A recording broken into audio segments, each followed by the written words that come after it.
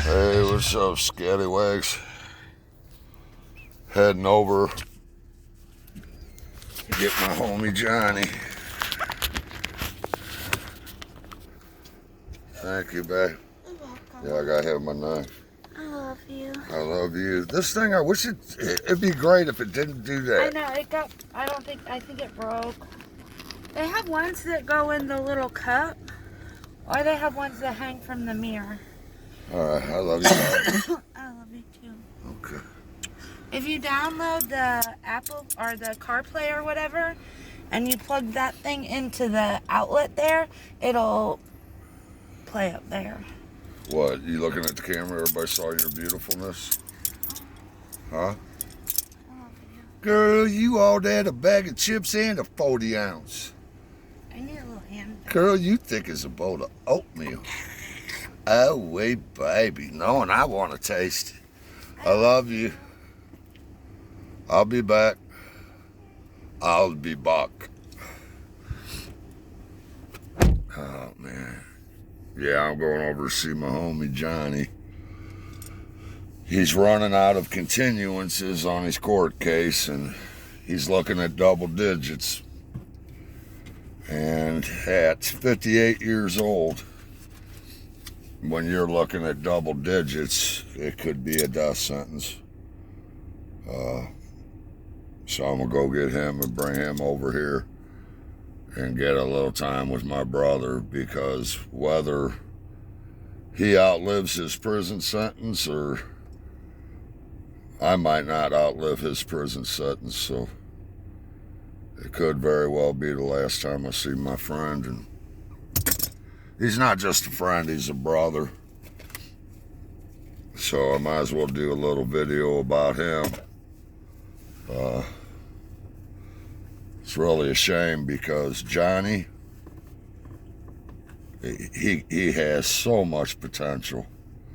So much potential. And every time he gets out of prison, every time, I try to keep him out. And I don't know. This last time he got out, I remember he was trying to get insurance set up on his truck, and he was hostile, man. He's talking about going up and beating the hell out of the insurance guy. I said, why? He said, he's being fucking disrespectful, man. And I said, Johnny, I know. That's the one thing I still have a hard time with. I call it prison mentality. You feel like any little slight disrespect, you have to respond to.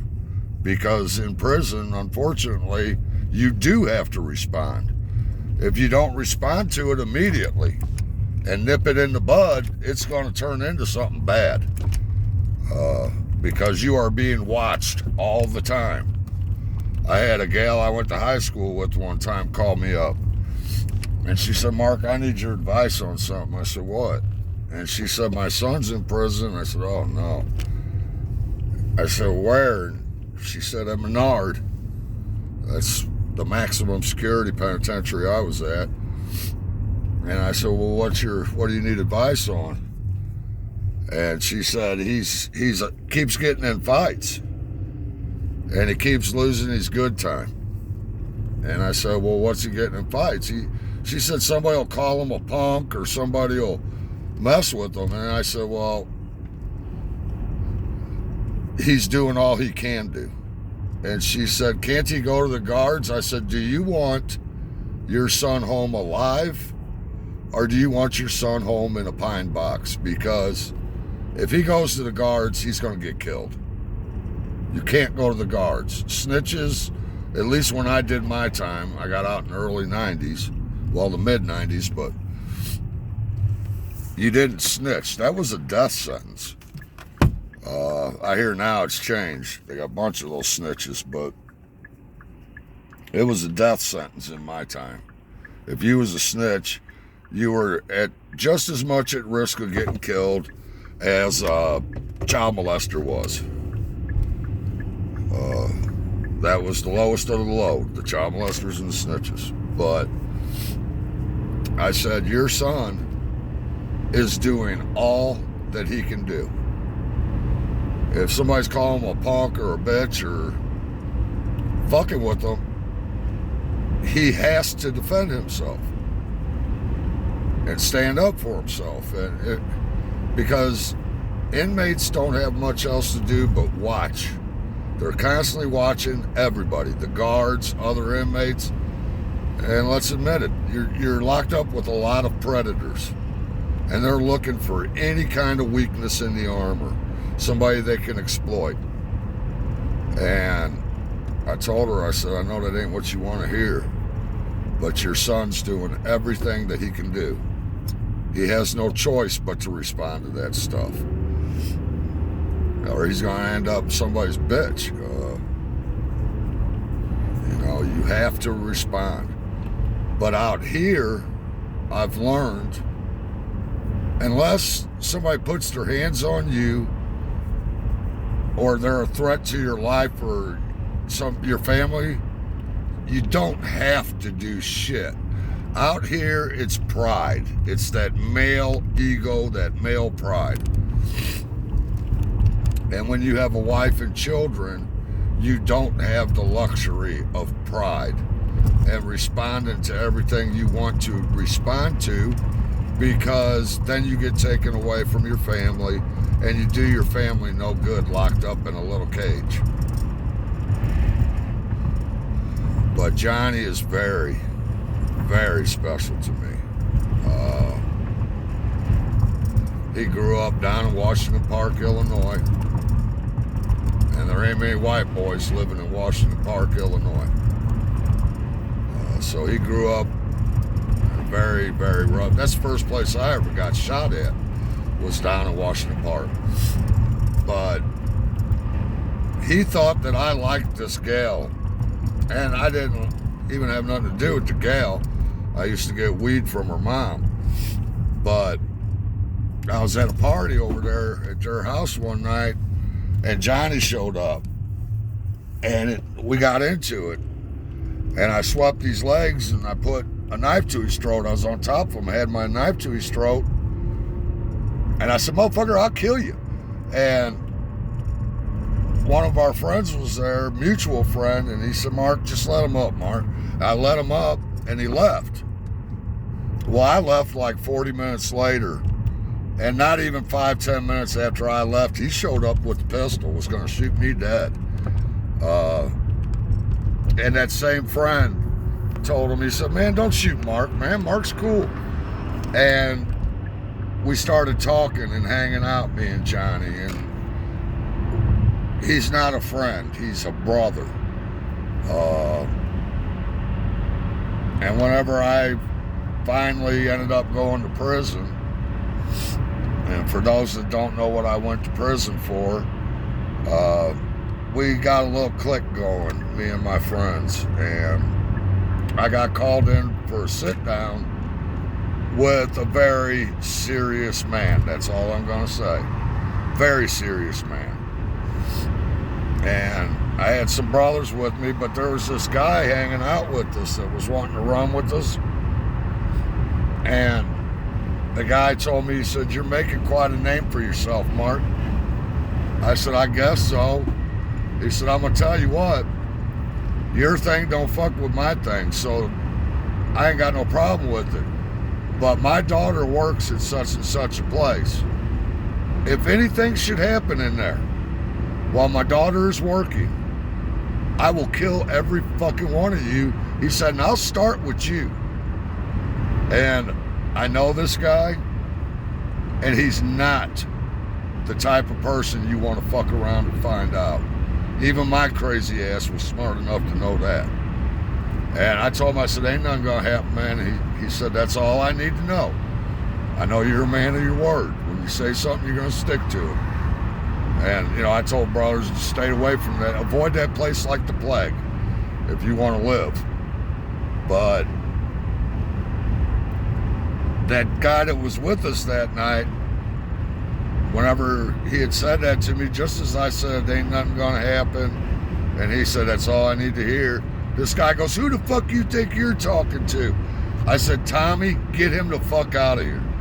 And Tommy took him outside, and I said, "I apologize for that." And he says, "I hope he's gonna be dealt with." I said, yeah, he'll be dealt with. Well, we left and we started walking. And I said, motherfucker, do you know who the fuck you were just talking to? And he said, well, man, he shouldn't be talking to you like that. Like I'm some kind of king or something. This motherfucker don't realize that there are people in this world way more serious and way more dangerous than I ever fucking was. And then Tommy said, dude, you're a fucking idiot. And him and Tommy got in an argument. Well, Tommy's wife had showed up while we were walking, and we had just gotten behind this big office building, and them two started fighting. My buddy Tom, he got deported to Germany, but Tom is so slow in a fight that when he cocks back, you literally have time to think about where you want to hit him and where you want to move to. But Tom does not stop. He keeps coming. The night I met Tom, we were at a party, and these dudes he was arguing with flipped the kitchen table over, and they ripped the wooden legs off of it and were beating him with them wooden legs. And he just kept coming at him, and he was a bloody mess. And finally, I said, fuck this, man. I'm jumping in and helping him. And my buddy that was with me, we jumped in and helped Tom. We whooped the shit out of them guys. But Tom's fighting this guy, and he's actually on top winning. And the guy goes, I quit, man. I'm done. And I said, don't you get off him, Tommy. And Tom went to get up, and when he did, the guy got the upper hand on Tom. Well, Tom's wife, Debbie, reached down to grab the guy by the shoulder, to try to lift him up, to get him off of her husband. And this motherfucker gets up and punches my brother's wife right in the fucking face. And me and Nate Dogg snapped. I had on steel-toe boots. And I took them boots to that dude. And it was so bad that when the police got there, they were beating me with nightsticks trying to get me off this guy. His eyeball was hanging out of his eye socket because I had crushed the orbital socket with kicking him with those steel-toe boots on. And I was consciously trying to pop his fucking eyeball. Punch fucking Debbie right in the fucking face, man. Broke her nose, just the blood just splat all down her lower. I just went into a rage, and so did Nate. And back then, one of us beating on you was bad. Two of us, we're lucky we didn't kill the dude. But I ended up, Tom was there too, so all three of us, they were talking attempted murder. And then they decided they were going to go with heinous battery. Heinous battery is where you have beat somebody so badly that there's either permanent physical or permanent mental damage. In Illinois, it's a Class X felony, and it carries 6 to 30 years. Well, they got the guy's eyeball back, and he said, thank God. And they decided they're going to go with aggravated battery, which is a Class C felony. It carries 2 to 5 years. So me, Tom, and Nate were all on the same case. Well, me and Tommy's white. Nate is black.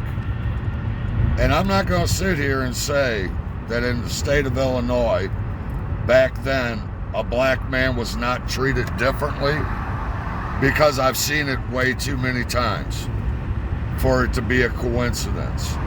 The black man will typically get more time than the white man, and he will get convicted more often. And I told Tom, I said, hey, bro, we all need to ride this case together. And you don't want to do that. If you're on a criminal case, you don't want to have the same trial on the case with the people that you're being charged with, because what one gets, you all get. Typically, it's a bad move. You don't want to do it.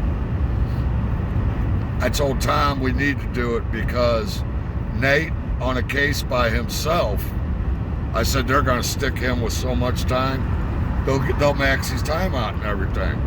I said we need to stay on the case together. So you got 2 white boys and a black guy.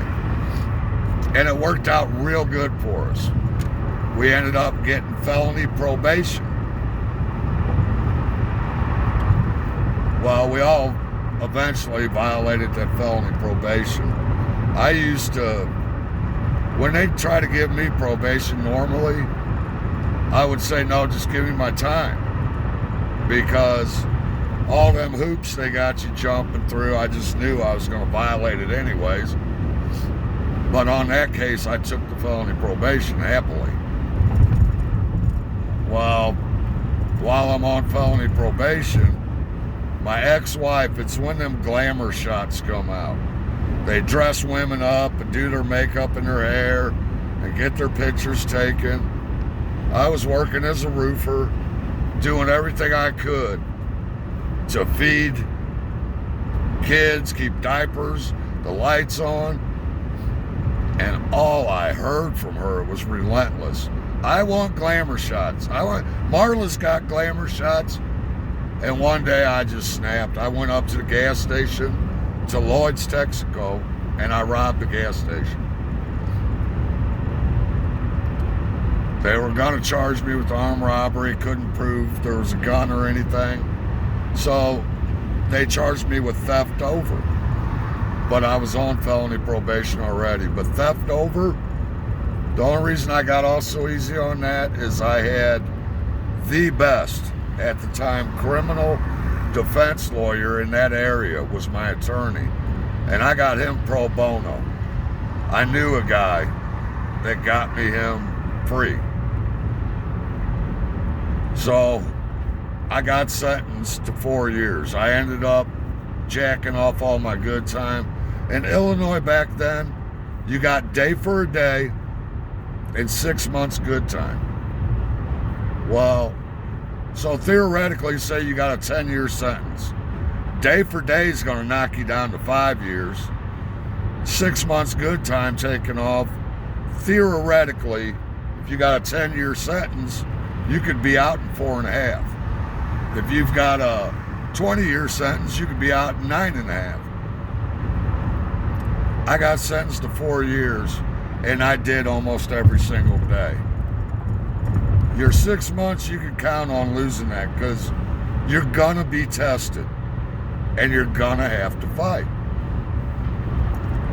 Well, I got down to Menard, went through receiving. They took me to South House. I was South House, 7th Gallery, cell 36. And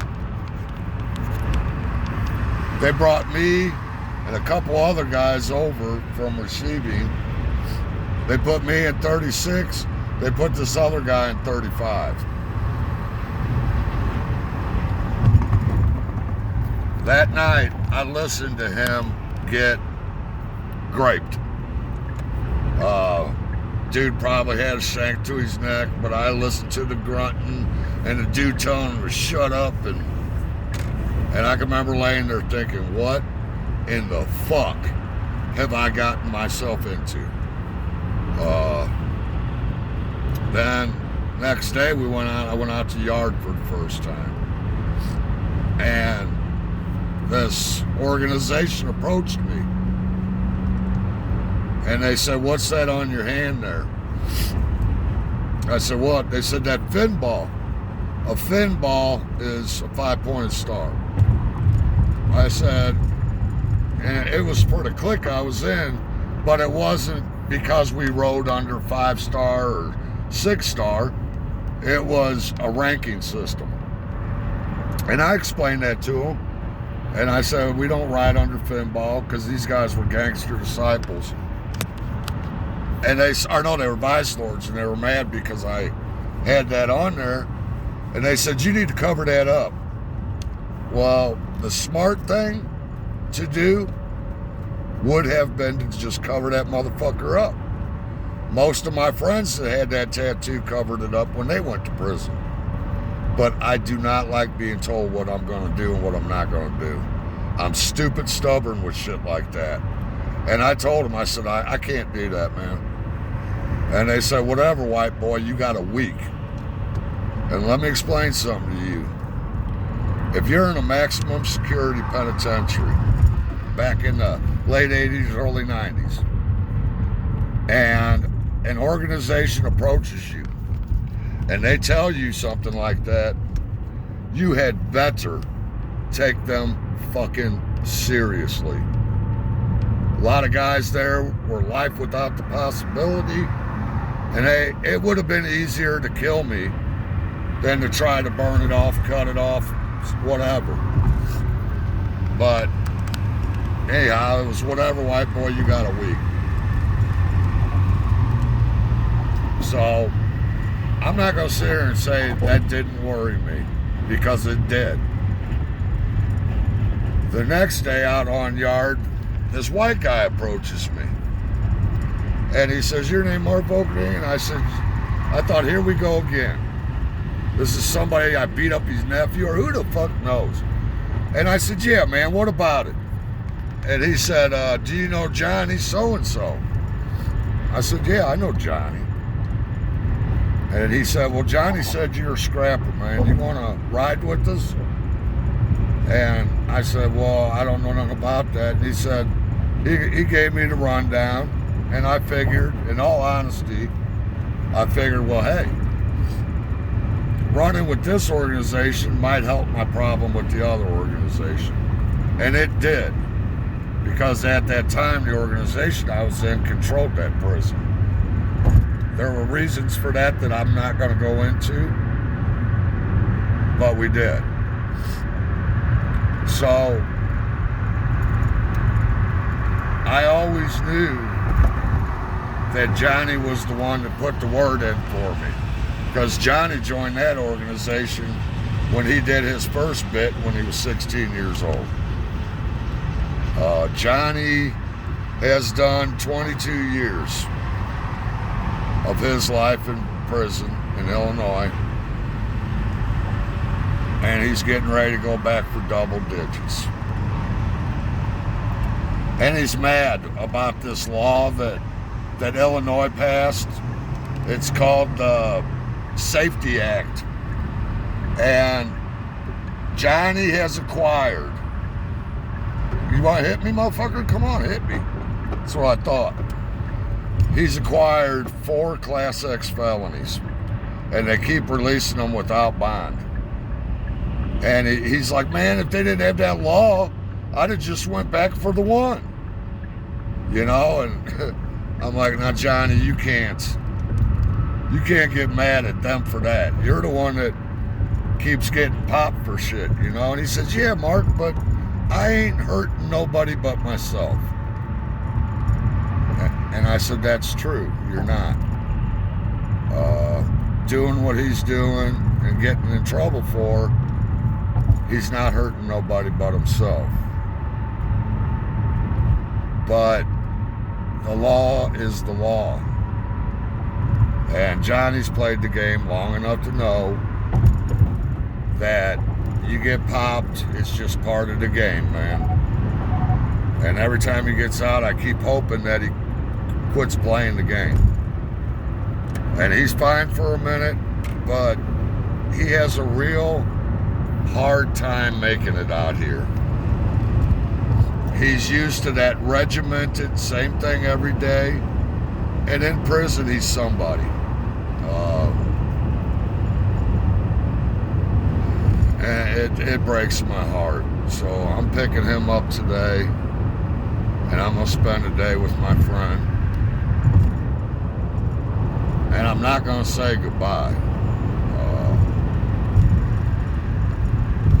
but I know in my heart it will probably be goodbye. And it's really a shame because Johnny could have been pretty much anything he wanted to be.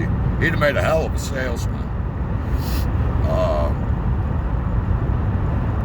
And you know, I've always, even though we almost killed each other when we first met, I know that he's the one that vouched for me when I went to prison.